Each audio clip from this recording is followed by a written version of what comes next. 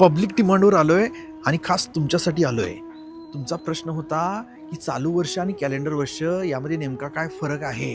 आमच्या खूप साऱ्या प्रेक्षकांनी आम्हाला हा कमेंट बॉक्समध्ये प्रश्न विचारला होता आमच्या व्हायरल व्हिडिओवर.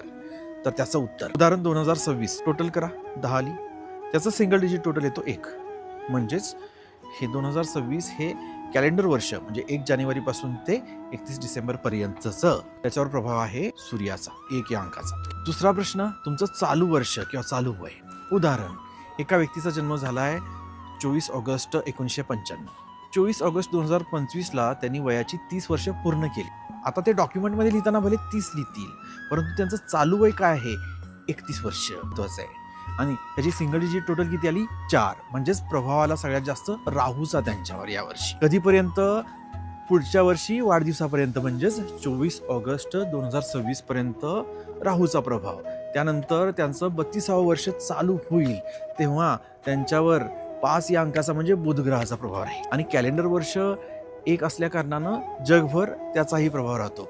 राहिला प्रश्न कोणता अंक जास्त महत्वाचा, कॅलेंडर वर्षातून येणारी सिंगल डिजिट टोटल की तुमच्या वयाची सिंगल डिजिट टोटल. तर उत्तर आहे तुमचं वैयक्तिक भविष्य सांगताना अर्थातच चालू वयाची टोटल. तुमचं वैयक्तिक भविष्य बघताना तुमचं चालू वय कितीतरी जास्त महत्वाचं आहे तुमच्या कॅलेंडर वर्षापेक्षा. समजलं काय? मराठीमध्ये समजत नाही, इंग्लिशमध्ये सांगू?